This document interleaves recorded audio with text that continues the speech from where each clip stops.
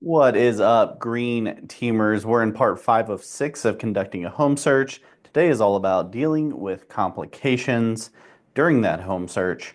We're going to specifically talk about getting into properties, changing the schedule, having unexpected guests, and adapting to buyer behavior, and then being safe. So first off, getting in the property, one of the first things you do before you show any houses, make sure you actually test your Century app on your phone. Make sure it's actually working with boxes before you go out there and you're in front of a potential buyer trying to unlock a house. If it's working properly, you can simply click that ENT button on the box when you get to the property. It will check with the app in your phone, verify that you're a realtor, and then it'll open up for you so you can get the code. If you're having issues with this while you're out on the road, you could potentially get a flex code from another realtor. I'm going to include a video here to show you exactly how to make those flex codes. So if you have a potential licensed person that is wanting to get into a house, but for whatever reason they can't use the code, this is showing you exactly how to send that flex code to a potential another agent so that they can just type in the code. It's a one-time use, or you can set the usage time and get into the property.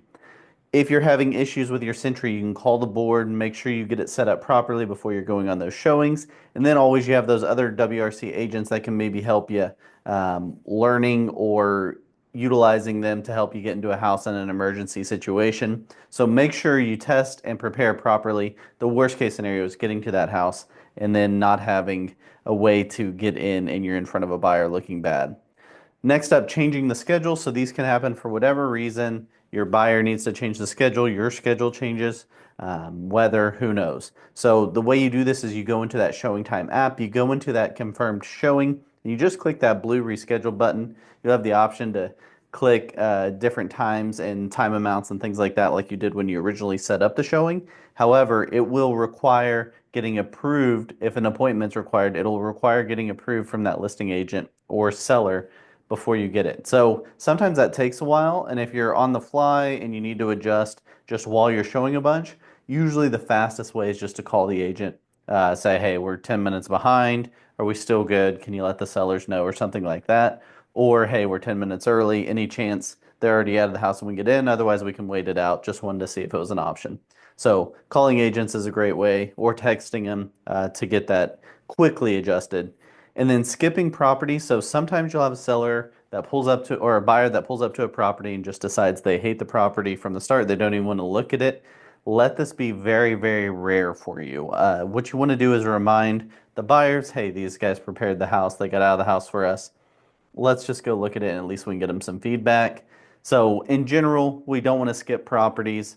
It usually creates kind of a bad feeling from the listing agent and seller because they had to make such an effort to get the house prepared and get out of the house for your showing. So show the property, even if they don't think the area is for them, maybe you can just do a quick walkthrough, get them a quick feedback, and head on your way. So skipping properties is not what we want to be doing.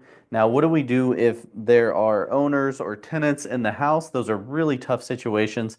Sometimes the listing agent will tell you ahead of time, hey, they're going to be in the house.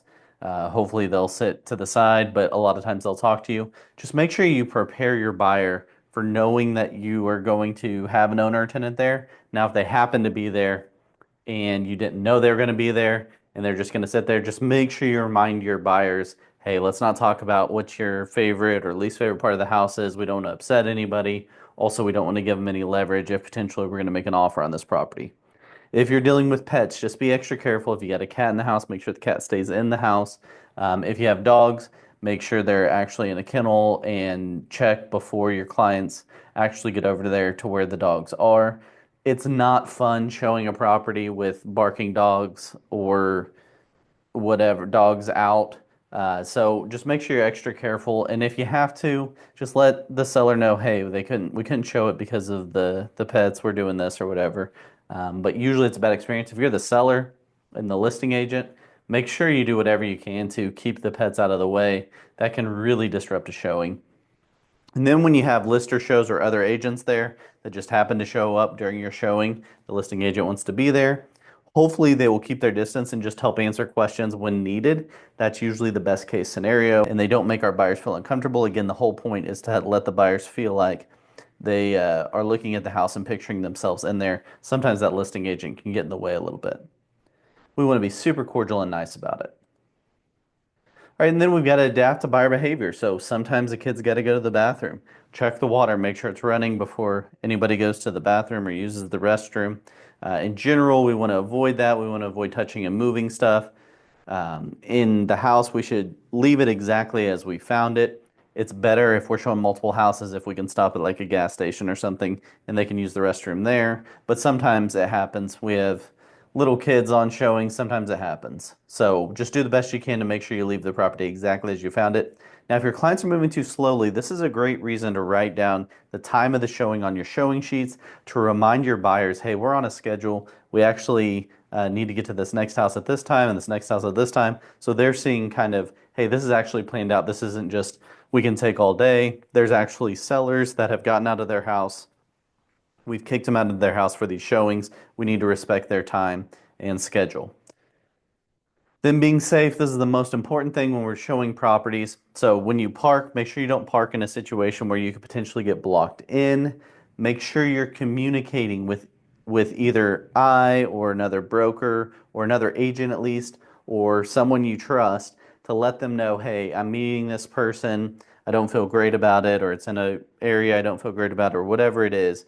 I'm going to text you at this time if I don't, call me to check on me. So make sure you set that up. And then if you're really in doubt, something doesn't feel right, something feels fishy, just don't do it. There's no commission that's worth it to take that risk. We don't want you doing that ever. So if it ever feels like it's a little bit risky or something doesn't feel right, just get out of there. We can figure it out later.